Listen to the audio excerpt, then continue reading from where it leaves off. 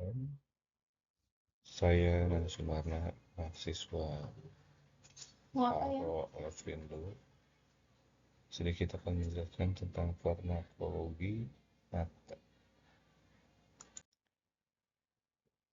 Tentang prinsip farmakologi mata, ada beberapa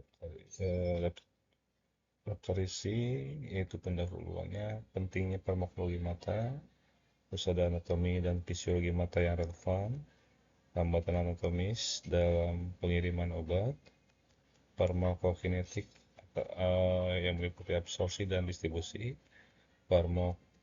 farmakodinamik yaitu reseptor dan mekanisme kerja, dan metode pengiriman obat topikal, injeksi intravital dan perioral.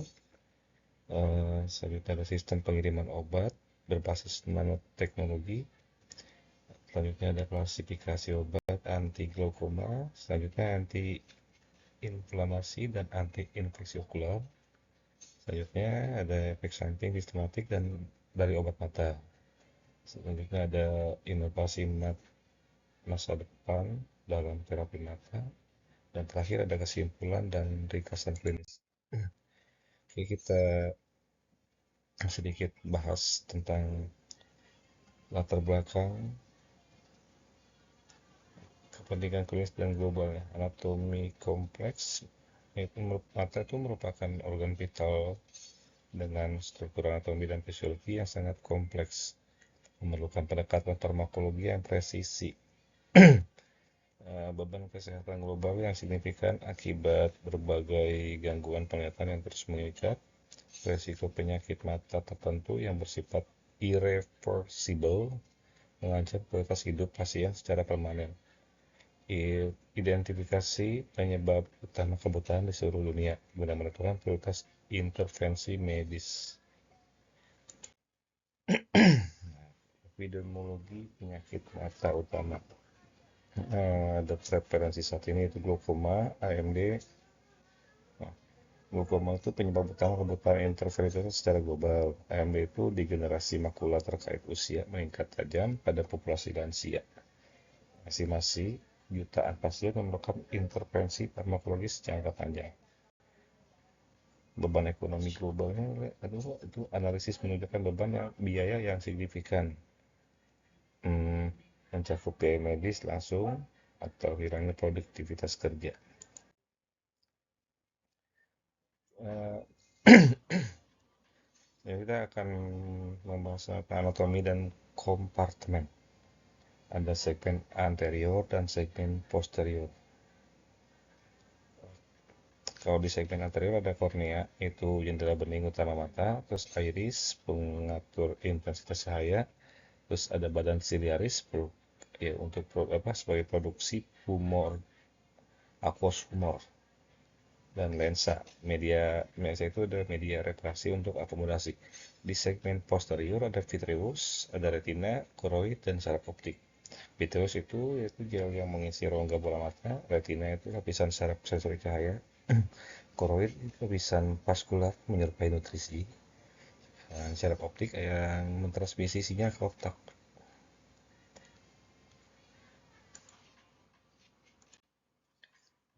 Hambatan farmakokinetik segmen anterior, yaitu ada dinamika air mata, ada pembersihan nasolakrimal.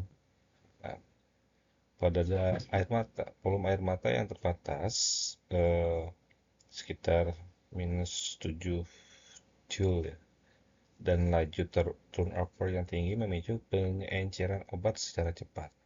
Nah, pembersihan nasolakrimal ada aliran drainase melalui punktum ke saluran nasolakrimal memperpendek waktu kontak obat pada permukaan okular. Bioavailabilitasnya rendah, hanya sebagian kecil dari dosis yang diberikan yang mencapai target intraokular. Oke, selanjutnya ada hambatan farmakokinetik segmen posterior. Ada BRB, ada BAB, ada dinamika vitreous. BRB itu adalah blood retinal barrier. Ada penghalang selektif yang membatasi difusi obat dari sistemik ke retina, terdiri dari epitel pigmen retina dan endotel vaskular retina yang memiliki tight junction sangat rapat. Ada BAB, yaitu blood aqueous barrier, regulator homeostasis yang memisahkan kompartemen darah dari aquasomol, membatasi masuknya molekul besar ke segmen anterior dan posterior melalui badan siliaris dan iris. Ya. Dinamika Petrius ada itu hambatan fisik berupa matriks gel kolagen dan asam hyaluronat yang memperlambat difusi molekul obat serta aliran cairan konvektif yang mempengaruhi retensi zat aktif. Di sini bisa kita lihat gambarnya, sedikit ilustrasi mekanisme blood retinal barrier dan hambatan intraokular. Nah, metode pemberian obat mata ada topikal, ada sistematik, ada intravitreal, ada subkonjungtiva. Jangan bahas topikal, itu metode paling umum melalui tetes mata atau salep. Fokus utama pada segmen anterior mata seperti kornea dan konjungtiva. Keuntungan pada metode topikal itu non-invasif, mudah digunakan secara mandiri, risiko sistematik sangat minimal.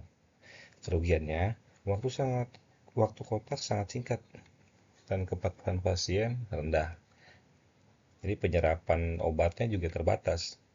Nah, selanjutnya ada sistematik, itu pemberian oral atau intravena, terbatas oleh blood eye barrier yang menghalangi konsentrasi terapeutik ke jaringan mata. Keuntungannya dapat mencapai jaringan yang sulit dijangkau melalui rute tropikal. Nah, kerugian dari metode sistematik yaitu efek samping sistematik itu yang signifikan. Dosis tinggi diperlukan untuk penetrasi mata. Selanjutnya ada metode intravitreal, itu injeksi langsung ke dalam vitreous, digunakan untuk menghantarkan obat langsung ke segmen posterior atau retina. Keuntungan dari metode ini adalah konsentrasi maksimal pada retina melewati semua hambatan anatomis. Kerugiannya invasif, terus resiko infeksi di endoftalmitis dan membutuhkan tenaga medis ahli. Selanjutnya ada metode subkonjungtiva, yaitu injeksi di bawah konjungtiva. Metode ini melewati epitel kornea untuk penetrasi yang lebih baik ke ruang anterior. Keuntungannya penetrasi sklera yang efisien, dosisnya lebih tinggi dibanding topikal. Kerugiannya ketidaknyamanan pasien, resiko pendarahan subkonjungtiva ringan.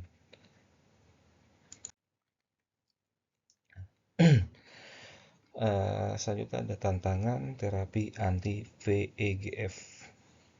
Ada efikasi agen biologis dan kendala biaya dan akses. Dan resiko prosedur injeksi. Nah, efikasi agen biologis yaitu ranibizumab, Lucentis, dan bevacizumab, Avastin, menunjukkan aktivitas klinis yang sebanding dalam memperbaiki tajam penglihatan. Meskipun terdapat perbedaan dalam struktur molekul dan afinitas ikatan. Kendala biayanya, beban ekonomi terapi jangka panjang menjadi hambatan utama bagi pasien karena cukup tinggi juga biayanya. Frekuensi injeksi bulanan memerlukan keberlanjutan finansial yang signifikan bagi sistem kesehatan dan individu. Resiko prosedur injeksi ada di endoftalmitis, infeksi intraokuler, ada di ablasio retina atau pendarahan vitreous, dan beban fisiologis akibat frekuensi kunjung. Formulasi konvensional, jenis kesediaan utama adalah larutan tetes, emulsi, salep, larutan tetes mata. Bentuk paling umum, mudah diaplikasikan, namun memiliki waktu kontak yang singkat dengan kornea. Emosi atau meningkatkan kelarutan obat lipofilik dan memperpanjang durasi aksi pada permukaan okular.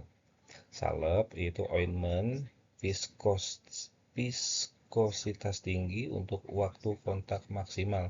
Sering digunakan sebelum tidur karena efek pandangnya kabur.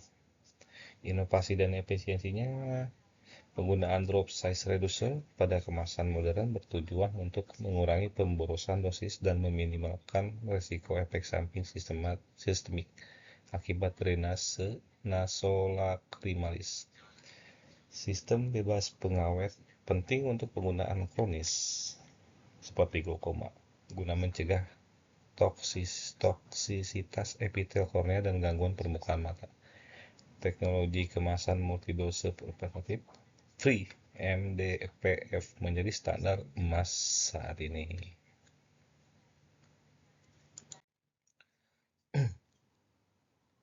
Ocular insert dan sustained release, sistem penghantaran lanjut, tipe implan utama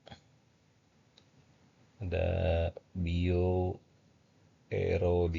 melebur secara alami, tidak perlu pengangkatan bedah, dan non bioerodible itu memerlukan prosedur pelepasan setelah obat habis. Mekanisme pelepasannya mempertahankan konsentrasi obat dalam jendela terapeutik untuk jangka waktu yang lama, bisa sampai minggu hingga bulan, melalui pelepasan obat terkendali. Keuntungan klinisnya meningkatkan kepatuhan pasien secara signifikan dengan mengurangi frekuensi dosis harian yang sering terlewat. Strategi novelty pengiriman obat mata ya. Di nanoteknologi ada Teravigen, ada sistem MEMS Ocular. Nanoteknologinya itu penggunaan liposom, nanopartikel polimer, dan dendrimer untuk meningkatkan penetrasi obat melintasi barrier okular dan memperpanjang waktu retensi pada target jaringan. Terapigen itu vektor virus dan non-virus yang dirancang untuk pengiriman materi genetik langsung ke sel retina, menawarkan solusi jangka panjang untuk penyakit degeneratif keturunan. Sistem MEMS Ocular itu Micro Electromechanical System untuk pelepasan obat yang dikontrol secara elektronik atau melalui pompa mikroimplan yang presisi. Faktor yang mempengaruhi bioavailabilitas itu karakteristik fisikokimia dan peran carrier. Ya, karakteristik fisikokimia, kelarutan lipid, berat molekul, dan derajat ionisasi menentukan efisiensi penetrasi obat. Nah, peran carrier yaitu LPLHA, asam hyaluronat, meningkatkan waktu kontak kesediaan pada permukaan kornea. Penetrasi membran okular, faktor kimianya itu liposifilitas tinggi, molekul kecil, dan obat non-ionik. Pengaruh terhadap penetrasinya memudahkan melewati epitel kornea yang kaya lipid, difusi lebih cepat melalui stroma yang hidrofilik, dan penetrasi lebih baik dibandingkan bentuk terionisasi. Resiko sistemik penggunaan obat mata topikal. Mekanisme absorpsi obat mata topikal masuk ke sirkulasi sistemik melalui penyerapan langsung lewat mukosa hidung yang sangat vaskular. Drainase melalui ductus nasolacrimal menghindari metabolisme lintas pertama. Peringatan klinisnya beta blocker dapat menyebabkan bradikardia, hipotensi, dan bronkospasme berat. Risiko tinggi pada pasien giardi, penderita asma, dan PPOK. Toksisitas dan polifarmasi, toksisitas atropin, resiko disorientasi dan psikosis pada pasien lansia. Nah, pada peringatan klinis itu dapat menyebabkan bradikardia. Bradikardia adalah kondisi ketika denyut jantung lebih lambat dari normal. umumnya kurang dari 60 denyut per menit pada orang dewasa. Tidak terlalu berbahaya, misalnya pada atlet terapi, tetapi jika menyebabkan pusing, lemas, sesak napas, pingsan, atau nyeri dada, perlu segera diperiksa. Ada hipotensi. Hipotensi itu tekanan darah yang lebih rendah dari normal, seringkali di bawah 90 atau 60 mmHg. Ada bronkospasme. Bronkospasme itu penyempitan saluran napas akibat otot di sekitar bronkus berkontraksi. Kondisi ini dapat menyebabkan bunyi ngik-ngik gitu, kayak orang apa ya, kayak orang bengek. Jadi sesak napas, batuk, dan dada terasa sesak. Eh, Resiko tinggi pada pasien geriatri. Geriatri itu Orang tua. eh, kesehatan dan perawatan orang lanjut usia, terus dan penderita asma dan PPOK. PPOK itu penyakit paru obstruktif kronik, yaitu penyakit paru jangka panjang yang menyebabkan saluran napas menyempit sehingga penderitanya sulit bernapas. Oke, kesimpulan dan referensinya adalah tantangan utama yaitu hambatan biologis seperti sawar darah, okular, dan pembersihan air mata tetap menjadi tantangan kritis dalam mencapai bioapalibilitas obat yang terapeutik di segmen posterior mata. Inovasi masa depannya, pemanfaatan nanoteknologi dan sistem sustain release menjanjikan revolusi dalam terapi okular, mengurangi frekuensi dosis, serta meningkatkan kepatuhan pasien secara signifikan. Oke, itu saja dari saya. Terima kasih banyak atas waktunya. Selamat beraktivitas.